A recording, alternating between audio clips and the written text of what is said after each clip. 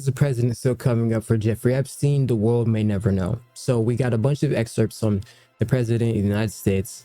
And here we are, have a tweet from Laura Loomer, okay, giving a presentation of Donald Trump answering questions from Fox News about whether or not Jeffrey Epstein was real, but also that Clinton visited the island 28 times, apparently. Let's take a look. Well, I don't want to talk about that. What I do want to say is that Todd is a great attorney, but you ought to be speaking about Larry Summers. You ought to be speaking about some of his friends that are hedge fund guys. They're all over the place. You ought to be speaking about Bill Clinton, who went to the island 28 times. I never went to the island. Okay. Not write a letter? I don't even know what they're talking about. Now, somebody could have written a letter and used my name, but that's happened a lot. All you have to do is take a look at the dossier, the fake dossier. Everything's fake with that administration. Everything's fake with the Democrats. Take a look at what they just found about the dossier. Everything is fake. They're a bunch of sick people. Where did you see the people laying outside?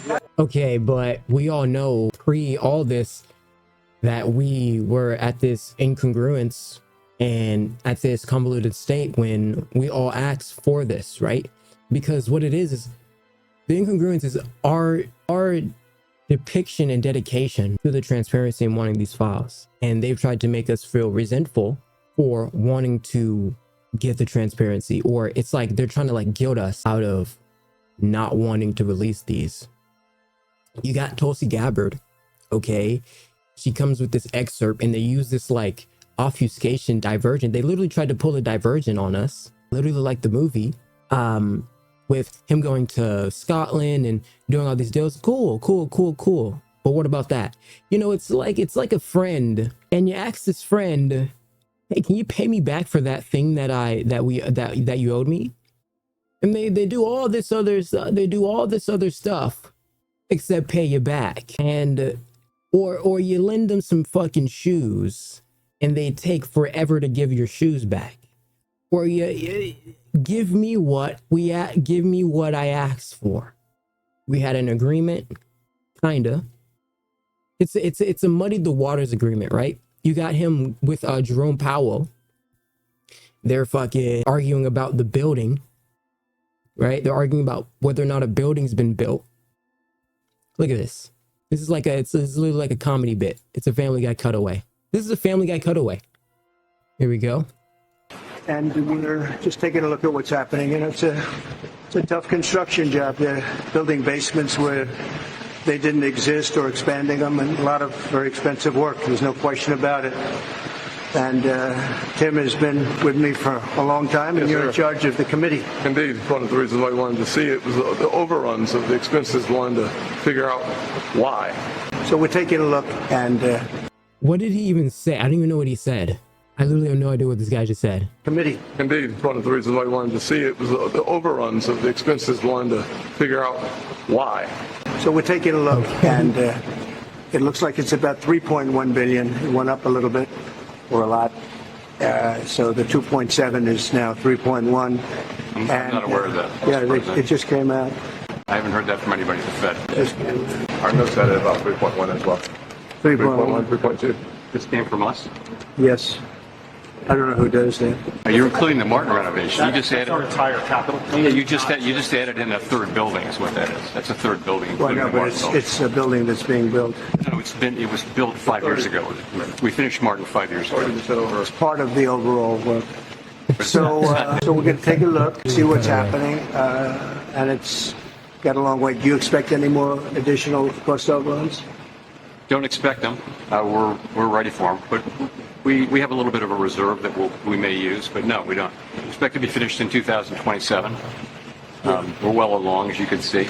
Nice to take these off every once in a while when we're not under too much danger. So, any questions? Mr. President, does the issue give you any? As a real estate developer, what would you do with a project manager who would be over budget? That is just hysterical. Okay. I mean, and since that, the news has been flooded with everything else. Ozzy Osbourne passes away. Hulk Hogan passes away. There's like 8 different deaths happening, but no Epstein files. Pam Bondi was supposed to release this. Representative Tom Macy says this is a non-binding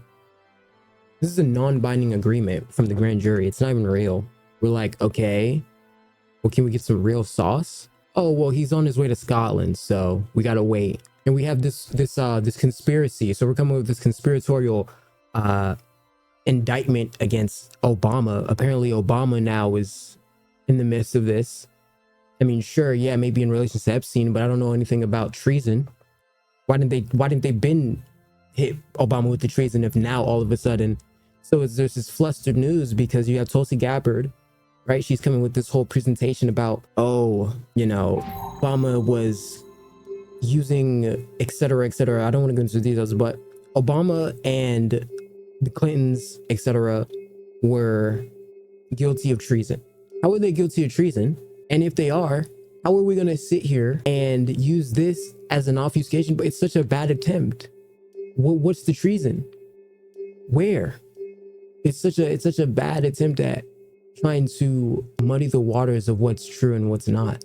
Like the fact that they're sitting here pretending that Obama has anything to do with relevant with what's currently trending, because now we get this video excerpt from Tulsi Gabbard, intelligence director, who outlines the Obama-Russia collusion, the Russia hoax, that they were using Russia to persuade and sway an election. Multiple intelligence community assessments released in the months leading up to the November 2016 election concluded that Russia had neither the intent nor capability to impact the outcome of the U.S. election. On December 5th. We've been listening there to the Director of National Intelligence, Tulsi Gabbard, continuing on what has now been a multi-day effort, not only with public statements like this, but release of documents to attempt to back up the quite extreme allegation that President Obama is guilty of treason and that he worked in some sort of conspiracy with Hillary Clinton, etc., in the assessment by the intelligence community at the time that Russia interfered in the 2016 election. Multiple intelligence community assessments released in the months leading up to the November 2016 election concluded that Russia had neither the intent nor capability. This is such a, like, I can't look, bro. I can't look. So that was CNN. They cut the news feed right before. But look at this. Look at this. Look at this prosecution stance. Do you believe that any of this new information implicates former President Obama in criminal behavior?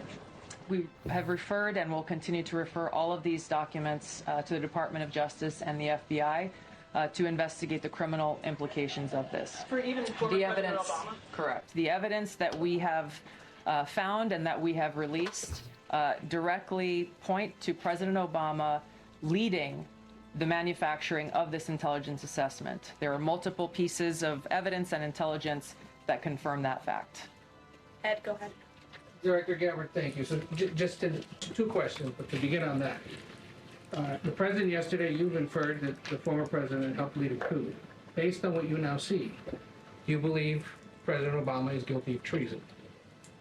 I'm leaving the criminal charges to the Department of Justice. I'm not an attorney, but as I've said previously, when you look at the intent behind creating a fake manufactured intelligence document that directly contradicts multiple assessments that were created by the intelligence community, the expressed intent and what followed afterward can only be described as a years-long coup and a treasonous conspiracy against the American people, our republic, and an attempt to Yeah, but it doesn't matter. It doesn't matter. Like, it's just such a, like, I'm just tired. I'm just so tired of this, like, lie right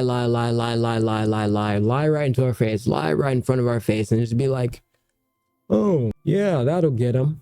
Like, no, the list. We all want it. I haven't heard any single person be like, nah, I'm okay without the list. Only people who are, like, get paid to say that or something. Like, other than that, the consensus is we want the list. We want the justice to be served. Okay. We want people. It's not even just. It's really it's the premise now, because now it's like, now you trying me, right? Now you like, because the DOJ, right? What happens is the prosecutors, they say Trump's name is all over the list, right? That's a result or a report that we got from the DOJ. They say Trump's name is all over this list. Okay, who else is on the list? Who else participated? Because they're like, oh, we got to move on as a country. I don't think so. No.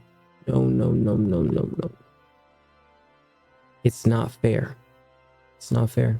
The fact that we have to sit here from a like retroactive stance, because due time, what I'm suspecting is something else happens. And we're all going to be like, oh, do you want to let us know? Do you want to let us know? Do you want to fill us in? Nah. And I'm gonna be pissed off that people just let it go. Oh my gosh. Look, man, we gotta fight for what's right. We gotta fight for what's right. So I don't know whether or not we're actually gonna get the full list, but what I can say is hopefully we get enough.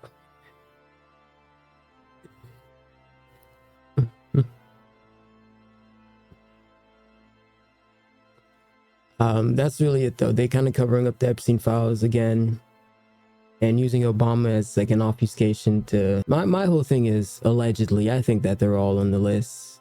I think it's just a plethora of a bunch of names. Ellen, Chris fucking Tucker, apparently, Clinton, Trump, all the Clintons.